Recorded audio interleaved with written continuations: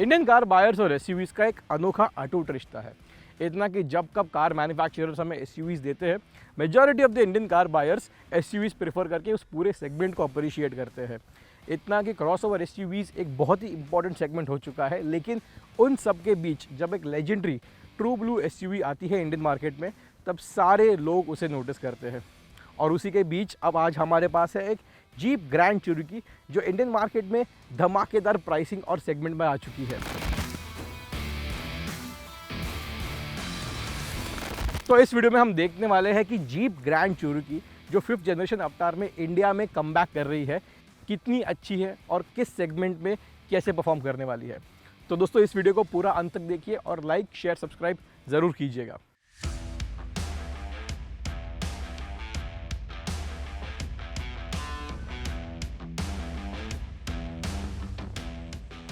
Jeep Grand Cherokee की styling काफ़ी up to date है, ना ज़्यादा मॉडर्न है ना ज़्यादा फ्यूचरिस्टिक है।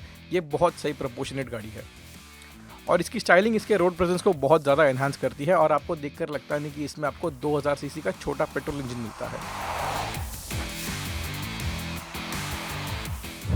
जब आप इस कैबिन में आते हो तो डेफिनेटली आप एक बात डायरेक्टली नोटिस करते हो कि कंपस और मेरिडियन में जिस तरीके का स्टीयरिंग व्हील ऑफर किया जाता है, ग्रैंड चेरोकी में भी सेम स्टीयरिंग व्हील ऑफर किया जाता है।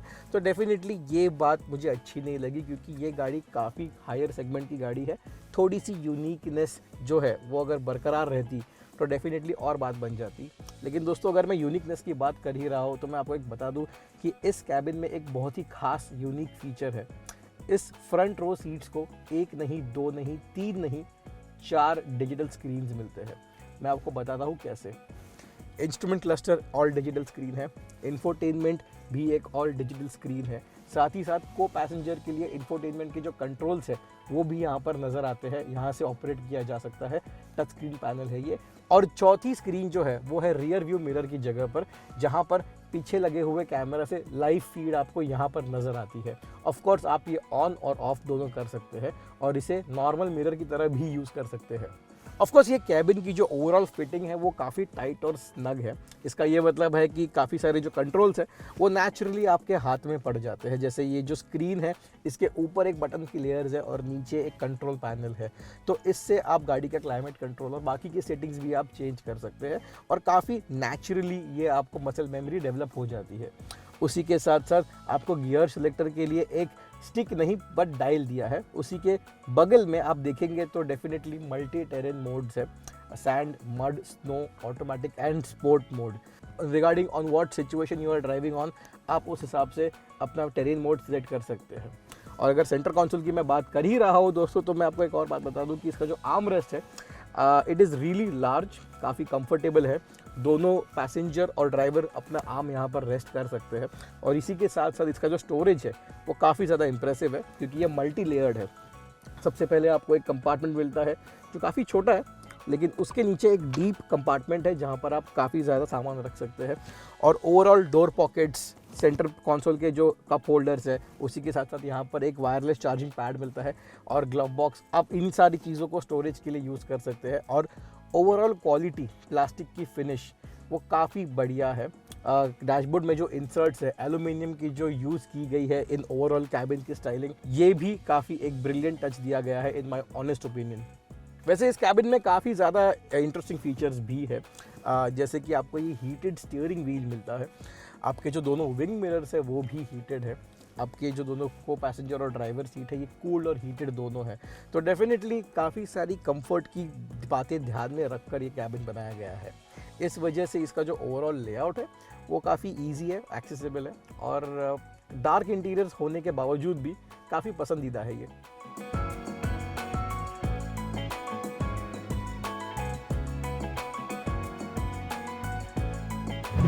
अब मैं आकर बैठ चुका हूँ पीछे की सीट पर और आगे की सीट सेट की गई है मेरे ड्राइविंग प्रेफरेंस के हिसाब से।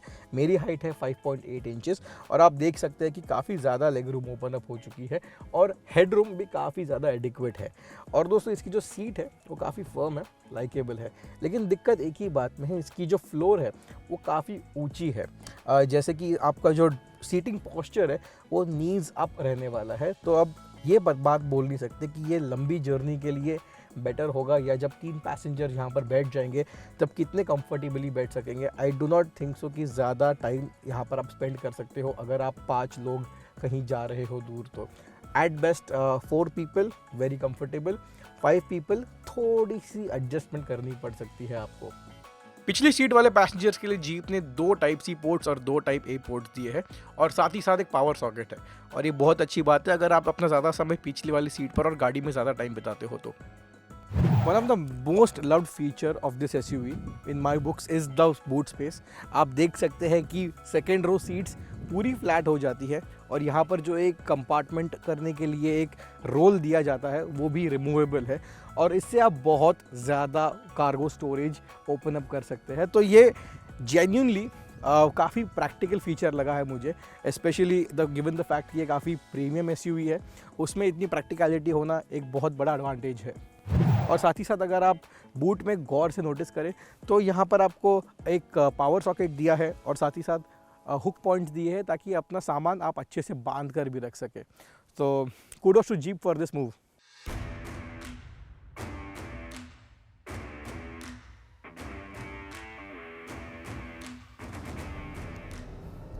जीप ग्रैंड चिरोकी चलाते ही आपको महसूस होगा कि सबसे पहली बात जो स्टाइलिंग में हमने कही थी, इसका जो लॉन्ग बॉनेट है वो ड्राइवर सीट से और ज़्यादा लंबा लगता है। गाड़ी की जो नाक है वो काफ़ी दूर है आपसे, और उसी के साथ साथ इसका जो डैशबोर्ड है ना वो भी काफ़ी लंबा चौड़ा है। तो इफेक्टिवली आपको जो एक बड़ी गाड़ी चलाने वाली फीलिंग है वो हंसते हंसते आ जाती है। And the minute you start driving it and the car catches speed, आपको बहुत ज़्यादा मोमेंटम महसूस होने लग जाता है कि ओके बहुत बड़ी गाड़ी है, आप अच्छे से तेज़ लेकर जा रहे हो। एंड दोस्तों उसके साथ साथ इसका जो राइड क्वालिटी है, कंफर्ट है, वो काफ़ी ज़्यादा कॉन्फिडेंट है।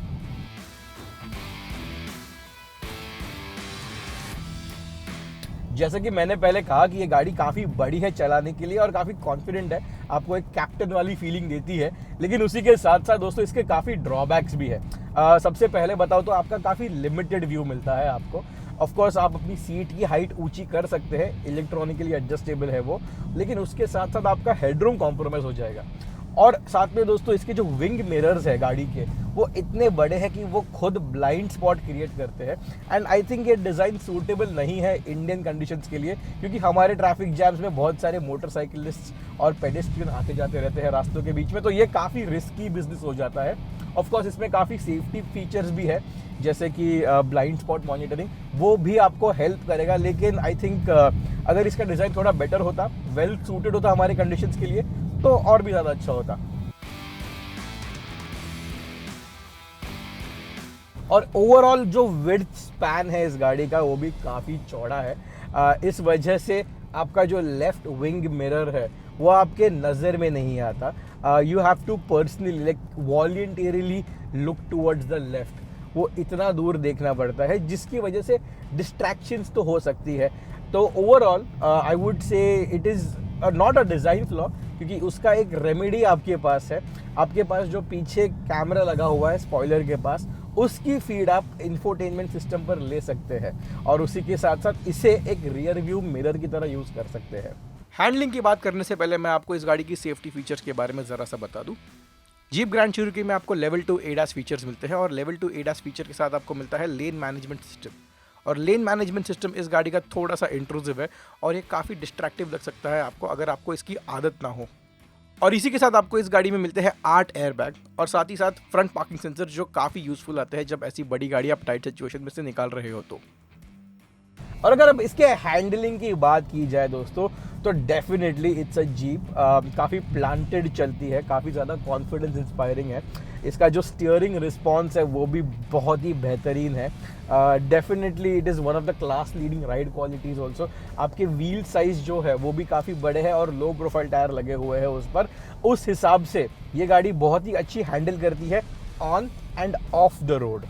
इसकी ओवरऑल जो हैंडलिंग है वो इतनी कॉन्फिडेंस इंस्पायरिंग है कि अगर आप ट्रिपल डिजिट स्पीड्स पर भी गाड़ी चला रहे हो तो डेफिनेटली आपको ज़रा भी नर्वसनेस फील नहीं होगी। इसका श्रेय जाता है इसके very well tuned suspension setup को, जो काफ़ी ज़्यादा प्लांटेड चलते हैं ऑन टारमैक। और अगर आप कच्चे रास्तों पर भी चले जाते हो तब भी ये सेम सस्पेंशन सेटअप काफ़ी ज़्यादा सूटेबल होता है। ऑफ कोर्स आपके पास टेरेन मोड्स भी है। इस वक्त तो गाड़ी स्पोर्ट मोड पे है, क्योंकि हम एक अच्छे बहुत ही वेल लेड टारमैक सरफेस पर गाड़ी चला रहे हैं। इसीलिए जब आप अपना रास्ता छोड़कर कच्चे रास्तों पर चले जाते हो तब आप डेफिनेटली उस हिसाब से आपका टेरेन रिस्पॉन्स सिलेक्ट कर सकते हैं।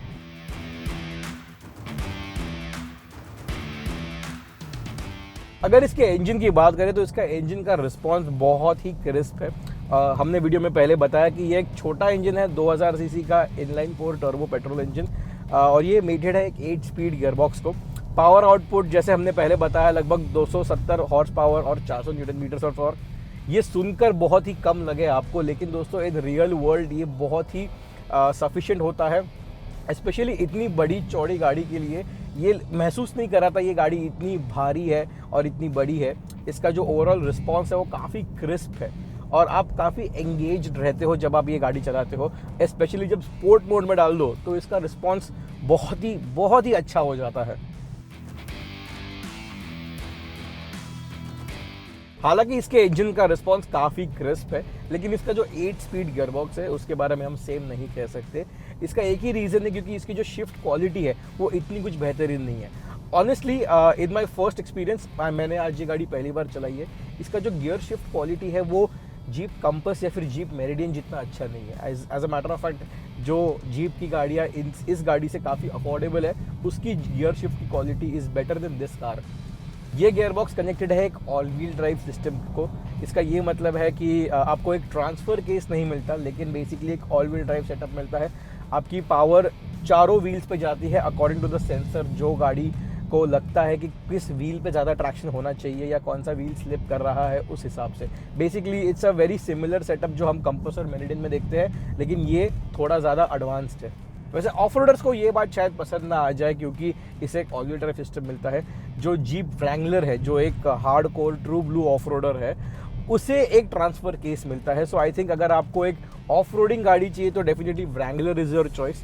ये एक बहुत ही सोफिस्टिकेटेड है, लेकिन इसका ये मतलब नहीं कि ये गाड़ी कच्चे रास्तों पर नहीं चलेगी। ऑफकोर्स बुरे रास्तों पर ये गाड़ी बहुत ही बढ़िया तरीके से हैंडल करती है, लेकिन उसी के साथ साथ माइल्ड ऑफ रोडिंग ये गाड़ी अच्छे से हैंडल कर पाएगी। लेकिन आई डोंट रिकमेंड दैट क्योंकि इसकी जो ग्राउंड क्लियरेंस है वो क्लास लीडिंग तो लग रही है 215 mm के साथ, लेकिन इसके जो ओवरऑल टायर डिज़ाइन है वो लो प्रोफाइल टायर्स है और वो ऑल सीजन टायर्स है। तो आई डू नॉट थिंक कि it is the suitable setup for hard core off roading. उसी के साथ साथ इस गाड़ी का जो वाटर वेटिंग कैपेसिटी है, इसका ये मतलब है कि अगर पानी भरा हुआ हो और आपको उसमें से ड्राइव करने की नौबत पड़ जाए तो लगभग 533 mm तक ये गाड़ी संभाल सकती है उस बात को।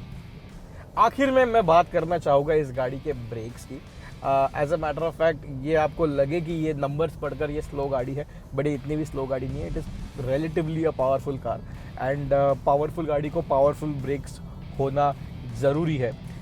उस हिसाब से इस गाड़ी में एक बहुत ही इम्प्रेसिव ब्रेकिंग सेटअप है। इसका ब्रेक का फीडबैक बहुत ही बेटर है कंपेयर्ड टू मोस्ट कार्स। साथ ही साथ आपको चारों व्हील्स में डिस्क ब्रेक सेटअप मिलता है एंड आई थिंक इसका एक और श्रेय जाता है कि कॉन्टिनेंटल की तरफ से क्रॉस कॉन्टैक्ट टायर्स इस गाड़ी में लगे हुए आते हैं। तो आई थिंक ये हमारे इंडियन सेटअप के लिए बहुत ही ज़्यादा सूटेबल है। तो overall braking wise this car is very impressive.